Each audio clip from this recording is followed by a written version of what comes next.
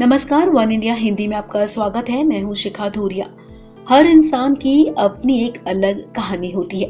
कुछ लोगों की कहानियां बेहद दिलचस्प और रोमांचक होती हैं। ऐसी ही कहानी है युवा सरपंच कविता पुंडलिक भोंडवे की, जिनकी दृढ़ इच्छा संकल्प ने महाराष्ट्र के नासिक जिले के तालुका गांव की सूरत और सीरत ही बदल दी।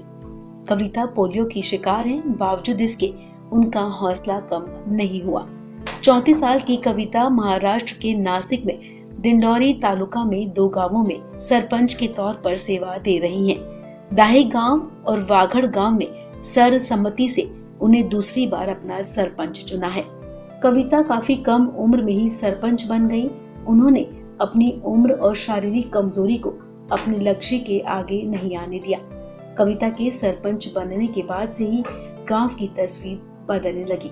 इसके अलावा कई तरीके के गैर कानूनी कामों पर भी रोक लग गई। मनरेगा के माध्यम से हमने गांव में जैसे वृक्ष लगाना, रास्तों के काम, ऐसे काम किए और गांव के लोगों को रोजगार उपलब्ध कर दिया। महाराष्ट्र के नासिक जिले के दांडूरी तालुका गांव की सरपंच कविता बताती हैं, शुरुआत में लोगों ने मेरा मजाक उड़ाया। कुछ लोगों को ये बात हजम नहीं हो रही थी कि मैं 25 साल की उम्र में सरपंच कैसे बन गई। उन्होंने कहा कि मैंने परिस्थितियों का डट कर मुकाबला किया। गांव के बड़े लोगों और पिता ने साथ दिया। इस दौरान मैंने उनसे बहुत कुछ सीखा।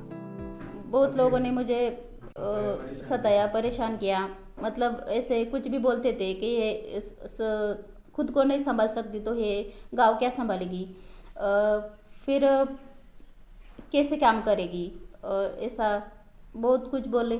मगर उनका जो बोलना था, मैंने वो जो बोलते थे मैं उन पे ज़्यादा ध्यान नहीं दे रही थी, क्योंकि मेरे साथ मेरी फैमिली थी।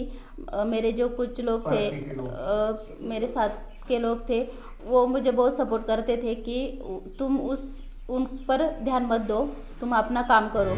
कविता को आने जाने में दिक्कत जरूर होती है, बावजूद इसके वो नियमित रूप से दफ्तर आती हैं। इतना ही नहीं, कार्यस्थलों पर जाकर जायजा भी लेती हैं। आसपास गांव के युवा कविता से काफी प्रभावित है। इस खबर में फिलहाल इतना ही। तमाम अपडेट्स के लिए आप बने रहिए वन इंडिया हिंदी के साथ।